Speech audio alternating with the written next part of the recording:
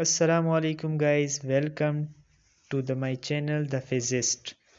Please like and subscribe to my channel The Physist. अस्सलाम वालेकुम, क्या हाल चाल है? ठीक है, उम्मीद है खैरियत से होंगे।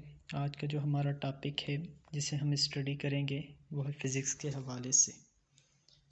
जैसे कि चैनल का नाम है द फिजिस्ट, तो इसमें हम सिर्फ़ और सिर्फ किस चीज़ के बारे में पढ़ेंगे? फ़िज़िक्स के बारे में पढ़ते हैं, ठीक है।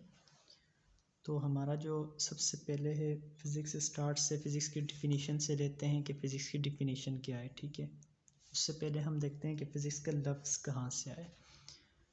देखें, जो फ़िज़िक्स है, द वर्ड फ़िज़िक्स, ये एक एंशियंट ग्रीक वर्ड है, फ़िज़िक्स से निकला हुआ है, जिसका मतलब है नॉलेज ऑफ नेचर। यानी फ़िज़िक्स में हम क्या करेंगे? नेचर के नॉलेज के बारे में पढ़ेंगे, यानी कुदरत के इल्म हम सीखेंगे इसमें। और अगर दूसरी तरफ देखा जाए तो फ़िज़िक्स क्या है? वो नेचुरल साइंस है, कुदरती साइंस ही है, और उसमें हम मैटर के बारे में स्टडी कर, ठीक है। तो इसके बाद हम आते हैं इसकी डेफिनेशन की तरफ कि व्हाट इज़ फ़िज़िक्स, फ़िज़िक्स क्या चीज़ है। तो फ़िज़िक्स ब्रांच ऑफ साइंस है। किस चीज़ की ब्रांच है? साइंस की ब्रांच। साइंस की वो ब्रांच जिसमें हम पढ़ते हैं, यानी which the branch of science which deal or involves the physical universe, जिसमें हम फिज़िकल यूनिवर्स के बारे में पढ़ते हैं। अब फिज़िकल यूनिवर्स में क्या चीज़ें आती हैं? एनर्जी आती है, मैटर आता है, और ये दोनों एक दूसरे के साथ किस तरह रिलेटेड हैं। साइंस की वो ब्रांच जिसमें हम एनर्जी के बारे में, यानी तवानाई के बारे में, मैटर मादे के बारे में, और एक दूसरे के साथ क्या ताल्लुक़ रखते हैं, इसके बारे में पढ़ने को हम कहते हैं फ़िज़िक्स। तो यह थी हमारे पास फ़िज़िक्स की डेफिनेशन।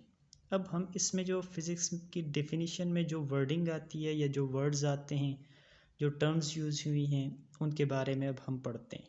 सबसे पहले हम लेते हैं मैटर क्या चीज़ है।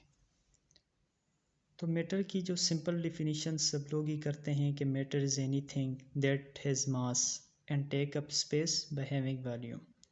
यानी हर वो सब्सटेंस जो मास रखता है और जगह घेरता है। जगह किस वजह से घेरता है? क्योंकि उसका वॉल्यूम होता है। तो इसे हम क्या कहते हैं? मैटर। अब ये तो आई सिंपल डिफिनीशन जो सभी करते हैं। इसके बाद हम वो डिफिनीशन लेते हैं कि इसकी बहुत सी डिफिनीशन बनती है ना, कि हर चीज़ हमारे पास जितनी भी चीज़ें आती हैं वो मैटर से ही बनी हुई हैं। तो हम अकॉर्डिंग टू, यानी इसके बेसिक यूनिट्स जो हैं, मैटर किन किन चीज़ों से बनता है, उसके हिसाब से अगर उसकी डिफिनीशन देखें तो सबसे पहले हम पढ़ते हैं based on atom. Based on atom के हिसाब से डिफिनीशन ये आती है कि definition of matter based on it's physical and chemical structure, जो उसकी स्ट्रक्चर जिससे मैटर बना होता है। तो जाहिर सी बात है ये एटम से बना होता है। तो हर वो चीज़ जो एटम से बनी होती है उसे हम मैटर कह सकते हैं। यानी matter is made up of atom. तो मादा वो चीज़ है जो किस चीज़ से बना है? एटम से बना हुआ है, ठीक है।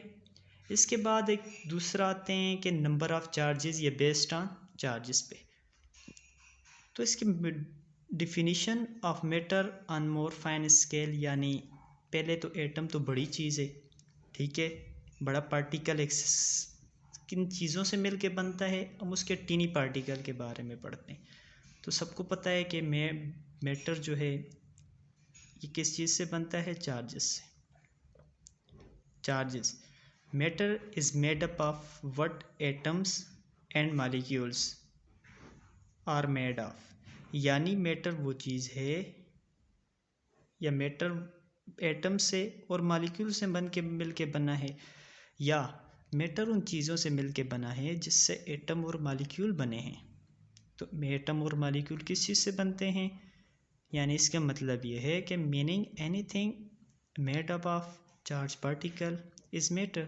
यानी हर वो चीज़ मादा कहलाएगी जो चार्ज पार्टिकल से मिल के बनती है। और चार्ज पार्टिकल कौन से हैं? Electrons, protons and neutrons.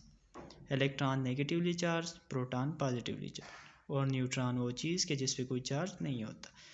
तो जो चीज़ें इलेक्ट्रॉन, प्रोटॉन और न्यूट्रॉन से मिल के बनती हैं उन्हें हम कहते हैं मैटर, ठीक है।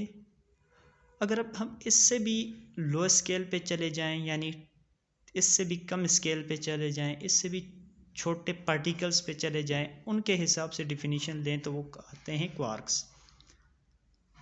क्वार्क्स वो पार्टिकल हैं जिनसे मैटर मिलके बना होता है, यानी anything made up of quarks. Quarks से जो चीज़ मिलके बनी है उसे हम मैटर कह सकते हैं, ठीक है।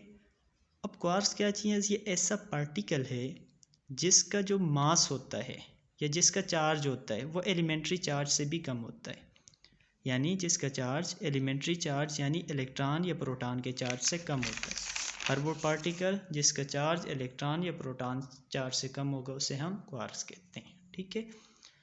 इसके बाद हम देखते हैं दूसरी टर्म इसमें यूज़ हुई है एनर्जी। एनर्जी क्या चीज़ है? अब एनर्जी के भी सब सिंपल डिफिनीशन करते हैं कि energy is the ability of a body to do work, यानी हर बॉडी में या जिस्म में या ऑब्जेक्ट में जो काम करने की सलाहियत होती है उसे हम एनर्जी कहते हैं। तो ये सिंपल सी डिफिनीशन है। ये एक फंडामेंटल फॉर्म ऑफ लिविंग है। Without energy we can not live, यानी एनर्जी के अलावा हम नहीं रह सकते। अगर बॉडी में एनर्जी नहीं है तो हम जिंदा नहीं रह सकते।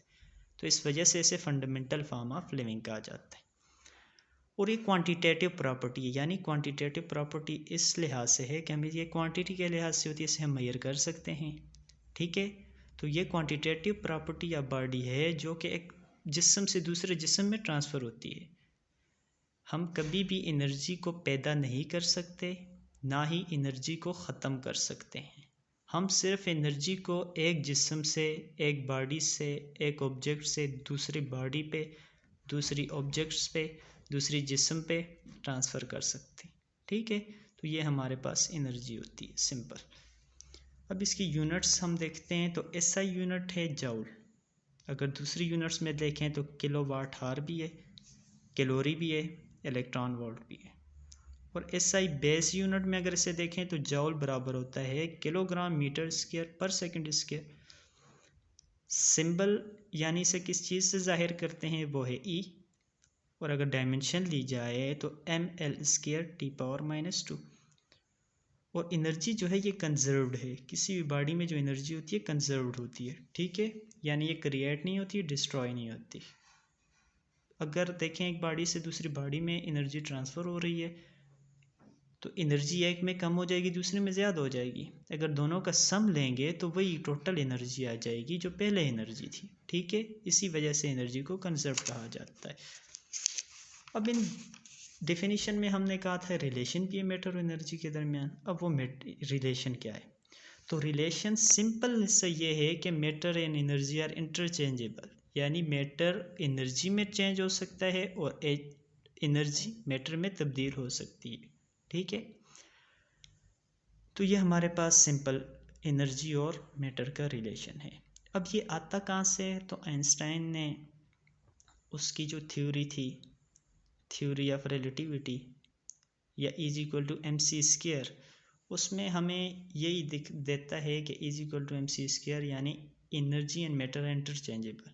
अब आप कहेंगे यहाँ पे मास है, तो मास क्या चीज़ है? The quantity of matter in a body. और काइनेटिक एनर्जी जो है ये भी हमें रिलेशन देती है। देखें एक साइड पे एनर्जी, एक दूसरे साइड पे मास है, तो ये एक दूसरे में इंटरचेंजेबल हैं। और मैटर मास क्या है?